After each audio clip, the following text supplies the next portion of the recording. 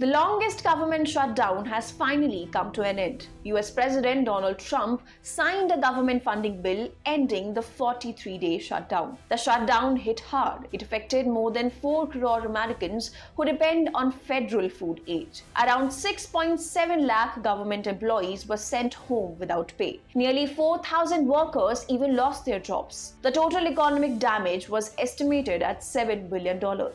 The US House of Representatives approved the Senate-backed bill today, with nearly every Republican along with a handful of Democrats voting in favor of it. The standoff began in late September. After government funding ran out on September 30, House Republicans passed a short-term bill to keep operations running. But to get it through the Senate, they needed Democratic support. With limited average, Democrats focused on healthcare, pushing to extend expiring health insurance tax credits in exchange for their votes. Now, as the shutdown ends, it reopens government after federal workers went without multiple paychecks, travelers were stranded at airports, people lined up at the food banks to get a meal for their families. The question is, what does it mean for Americans now? When will SNAP and air travel be back to normal? And how much damage has the shutdown done to the American economy? Let's take a look in this episode of Newswatch.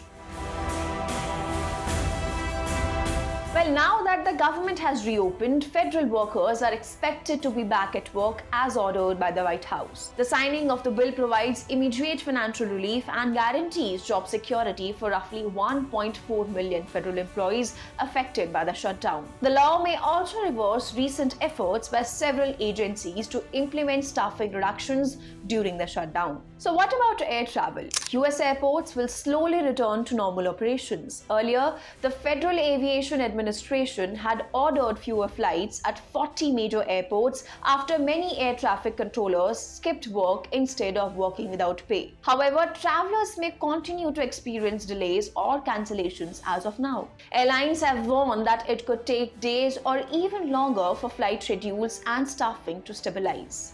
Now, when will SNAP return to normal? When the shutdown began, it directly impacted the food benefits provided to millions of people. Now that the new bill is signed, it will restore the Supplemental Nutritional Assistance Program or SNAP's contingency fund and fully fund the Child Nutritional Program, including free and reduced price school meals. The law will also provide $460 million for the Commodity Supplemental Food Program, which serves more than 700,000 low-income senior citizens with monthly food boxes. Apart from this, public attractions such as national parks, forests, landmarks, and other properties will also be reopened. An amount of $203.5 million is allocated to beef up security measures and protect members of the House and Senate in the package.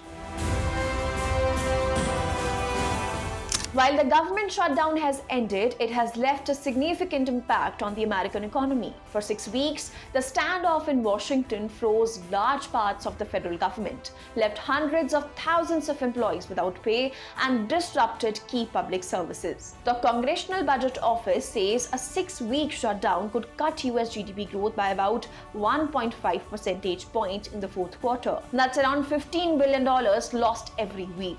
Oxford Economics, on the other hand, gives a slightly lower estimate, predicting about a 1% drop in quarterly growth.